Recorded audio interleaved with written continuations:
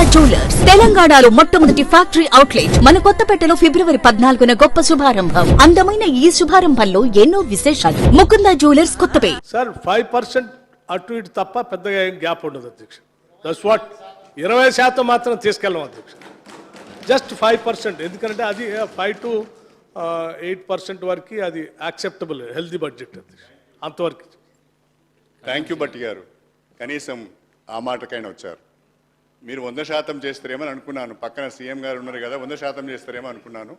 కానీ చాలా జాగ్రత్త, ముందు జాగ్రత్తగా 5 to 10% అటు ఇటు అని చెప్పేస్తున్నారు అంటే అర్థమైపోయింది.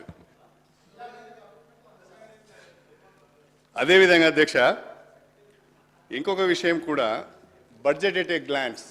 భట్టి గారు నిన్న మీరు లేరు నేను మాట్లాడినప్పుడు, బడ్జెట్ ఎట్ ఏ గ్లాన్స్లో ఓపెన్ మార్కెట్ లోన్స్ మీరు 59,625 కోట్ల రూపాయలు పెట్టుకున్నారు ప్రావిజన్. ట్యాక్స్ రెవెన్యూలో అడిషనల్గా 20,000 కోట్ల రూపాయలు చూపిస్తున్నారు. 118,000 కోట్లకు గాను 138,000 కోట్లు చూపిస్తున్నారు. ఓపెన్ మార్కెట్ లోన్స్ దాదాపు 60,000 కోట్లు తీసుకున్న తర్వాత ట్యాక్స్ రెవెన్యూ 20,000 కోట్ల రూపాయలు పెంచి చూపించిన తర్వాత కూడా ఫిస్కల్ డిఫిసిట్ 53,000 కోట్లు వస్తున్నది. ఇది ఒక్కసారి మీ ఫైనాన్స్ అఫీషియల్స్ నుంచి మాట్లాడి, ఈ రకంగా మనము దాదాపుగా 80,000 కోట్లు రెండు కలిపి 80,000 కోట్ల రూపాయల అడిషనల్ రెవెన్యూ అందామా లోన్స్ అందామా తెచ్చుకున్న తర్వాత కూడా 53,000 కోట్ల డిఫిసిట్ కనిపిస్తున్నది. అంటే గత సంవత్సరం ప్రభుత్వం ప్రవేశపెట్టినప్పుడు 33,000 ఫిస్కల్ డిఫిసిట్ ఉంది, 33,000 కోట్ల రూపాయల ఫిస్కల్ డిఫిసిట్ ఉంది. ఇవన్నీ మీరు చేసిన తర్వాత కూడా 53,227 కోట్ల రూపాయల ఫిస్కల్ డిఫిసిట్ వస్తున్నది. దీనిపైన కొంచెం మీరు మాకు వివరంగా చెప్తే బాగుంటుంది అని చెప్పి ఈ సందర్భంగా తెలియజేస్తుంది. రెండవది అధ్యక్ష, మీరు 2 లక్షల ఉద్యోగాలు కొత్తగా ఏర్పాటు చేస్తాం, జాబ్ క్యాలెండర్ను ప్రకటిస్తా అన్నారు. మేము అడుగుతున్నది జాబ్ క్యాలెండర్ మాత్రమే. బయట నిరుద్యోగులు చూస్తున్నది కూడా జాబ్ క్యాలెండర్ కొరకే. 2 లక్షల ఉద్యోగాలను ఒక సంవత్సరంలో ఏ రకంగా భర్తీ చేయబోతున్నారు, ఎప్పుడు నోటిఫికేషన్స్ ఇవ్వబోతున్నారు, బ్రేకప్ ఏ రకంగా ఉంటున్నది అని బయట ఎదురు చూస్తున్నారు. కానీ చాలా కన్వీనియంట్గా మా ముఖ్యమంత్రి రేవంత్ రెడ్డి గారు, అదేవిధంగా భట్టి విక్రమార్క గారు, గత ప్రభుత్వము నోటిఫికేషన్లు ఇచ్చి ఎగ్జామినేషన్స్ కండక్ట్ చేసి రిజల్ట్స్ ఇచ్చి ఎలక్షన్ కోడ్ వల్ల నియామక పత్రాలు ఇవ్వక ఆగిపోవడం వలన గవర్నమెంట్లోకి మీరు వచ్చిన తర్వాత ఇవన్నీ కూడా నోటిఫికేషన్లు మేమే ఇచ్చాం, పరీక్షలు మేమే నిర్వహించాం, ఇవన్నీ కూడా మేమే చేసామని మీరు మీ క్రెడిట్ బాక్స్లో వేసుకోవడం సరిగా లేదు. ఇవన్నీ కూడా ఒక్క నోటిఫికేషన్ ఇంతవరకు ఒక్క నోటిఫికేషన్ ఇవ్వలేదు. ఇవ్వకుండానే ఈ ఉద్యోగాలని కాంగ్రెస్ పార్టీ ఇచ్చినట్టుగా మీ అకౌంట్లో వేసుకుంటున్నారు. ఎవరు చేసిన అధ్యక్ష సార్, మేము ఎక్కడ కూడా ప్రతి నియామక కార్యక్రమంలో నేను హైదరాబాద్ ఇన్ఛార్జ్ మంత్రికి పాల్గొన్న అధ్యక్ష, ఎక్కడ ముఖ్యమంత్రి గారు కానీ ప్రభుత్వం కానీ మేము నోటిఫికేషన్ అని చెప్పలేదు. మీ నిర్లక్ష్యం కారణంగా ఏప్రిల్ 22 వేసారు నిన్న పోలీస్ కార్మికులు. వాటి వల్ల ఆగిపోయిన వాటిని మేము వెంటనే ప్రభుత్వంలో వచ్చిన 2 నెలల్లో న్యాయపరమైన చిక్కులు పరిశీలించి దానికి సంబంధించినటువంటి ఆగిపోయిన సమస్యను పరిష్కరించి ఇస్తా. మీరు ఇప్పుడు గౌరవ సభ్యులు మీరు నిన్ననే ఆ వార్నింగ్ ఇచ్చినారు సార్. మేము కూడా చెప్పినాం, కొద్దిగా ఈ బెదిరించులు ఈ మాటలు ఇంకా అధికారంలో అనుకుంటే పొరపాటు, జాగ్రత్తగా మాట్లాడాల్సిన అవసరం ఉన్నది. నేనేమంటున్నా, శ్రీహరి గారు గౌరవ మాట్లాడినటువంటి భాషకు సంబంధించి వారు అన్నటువంటి మేము ఎక్కడ కూడా ప్రభుత్వంలో ఇప్పుడు మీ 2 నెలల ఎందుకు సార్, ఇప్పుడు 2 నెలలనే నోటిఫికేషన్ వేయలే. Telangana state public service commission వేసినాము. Telangana state public service commission నియమించింది ప్రభుత్వము. నోటిఫికేషన్ల ప్రక్రియ కొనసాగుతుంది. నోటిఫికేషన్ల ఉద్యోగం వేస్తూ ఓపిక పట్టండి. మీ ఉద్యోగాలు వేయని ఉద్యోగాలు వేరేటోళ్ళకి రావాలనుకుంటే ఎట్లా అధ్యక్ష?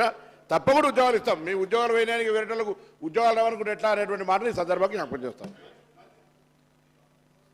గౌరవ మంత్రివర్యులు ప్రభాకర్ గారు ఒక మాట అయితే చాలా స్పష్టంగా ఒప్పుకున్నారు. మేము నోటిఫికేషన్ ఇవ్వలేదు, మేము ఇచ్చినామని చెప్పలేదని.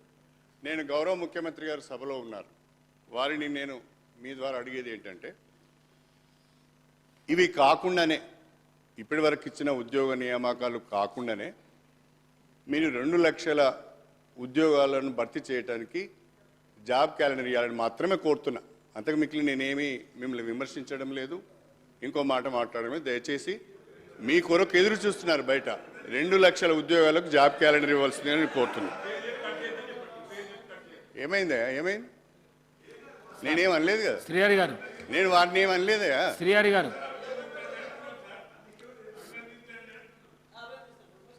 శ్రీహరి గారు. ముఖ్యమంత్రి గారు ఇట్లయితే కష్టం. నేనేమో చాలా శ్రీహరి గారు సభా సాంప్రదాయాలకు కట్టుబడి మాట్లాడుతున్నాను. అధ్యక్ష, అదేవిధంగా 6 గ్యారంటీలకు సంబంధించి నిన్న నేను ఒక లెక్క చెప్పాను అధ్యక్ష. స్పష్టంగా గణాంకాలతో సహా వివరించాను. బహుశా అది ఫైనాన్స్ మినిస్టర్ గారికి చేరి ఉంటుంది. నేనేమంటానంటే ఆ 6 గ్యారంటీలకు 53,196 కోట్ల రూపాయలు బడ్జెట్లో కేటాయించారు. ఈ 53,196 కోట్ల రూపాయలు ఆ 5 హామీలు ఉన్నాయి. 6టికి బదులు యువ వికాసం వదిలిపెట్టి 5 రాశారు బడ్జెట్ డాక్యుమెంట్లో. ఈ 5 గ్యారంటీలకు ఈ 53,196 కోట్ల రూపాయల బ్రేకప్ ఒకసారి చెప్పాలని నేను ఫైనాన్స్ మినిస్టర్ గారిని కోరుతున్నా. ఏ హామీకి ఈ మొత్తం అమౌంట్లో ఎంత పెట్టారనేది ఒకసారి బ్రేకప్ చెప్పమని నేను కోరుతున్నా. అధ్యక్ష, సింపుల్గా నేను నిన్నే చెప్పాను, మళ్ళీ చెప్తున్నాను. 4 నియోజకవర్గానికి 3,500 ఇళ్ల చొప్పున 119 నియోజకవర్గాలకు 4,16,000 ఇండ్లు అవసరం పడతాయి అధ్యక్ష. 4,16,000 ఇండ్లకు ఇంటికి 5 లక్షల రూపాయల చొప్పున, లేదా ఎస్సీ ఎస్టీ అయితే అదనంగా ఇంకో 1,00,000 రూపాయలు ఇస్తామన్నారు కాబట్టి అది కూడా కలుపుకుంటే దాదాపుగా 7,700 కోట్ల రూపాయలు మాత్రమే. దీన్ని ఏ రకంగా ఇందిరమ్మ ఇండ్లను మీరు ఏ రకంగా పూర్తి చేయబోతున్నారని అడుగుతున్నా. నేను అడిగేది ఏంటి అంటే, బడ్జెట్ తక్కువ పెట్టారు, వీలైతే మీ అప్రాప్రియేషన్లో కొంచెం ఎక్కువ పెడితే మీరు అనుకున్న ఇందిరమ్మ ఇండ్లు అందరికి వచ్చే అవకాశం ఉంటుందని మాత్రం నేను చెప్పదలుచుకున్నాను. అదేవిధంగా అధ్యక్ష, ప్రధానంగా మా సోదరులు బట్టి విక్రమార్క గారు డిప్యూటీ సీఎం అయ్యారు, ఫైనాన్స్ మినిస్టర్ కూడా అయ్యారు.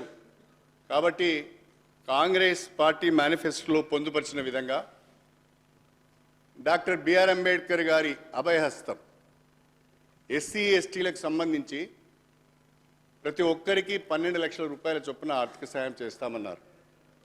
తప్పకుండా బట్టి విక్రమార్క గారు ఫైనాన్స్ మినిస్టరే కాకుండా దళిత సామాజిక వర్గానికి చెందిన వ్యక్తి కాబట్టి మా పట్ల, లేకుంటే ఈ వర్గాల పట్ల తప్పకుండా ప్రేమ ఉంటుంది, బడ్జెట్ ఉంటుందని అనుకున్నాను. కానీ ఎక్కడ కూడా మీ డాక్యుమెంట్లో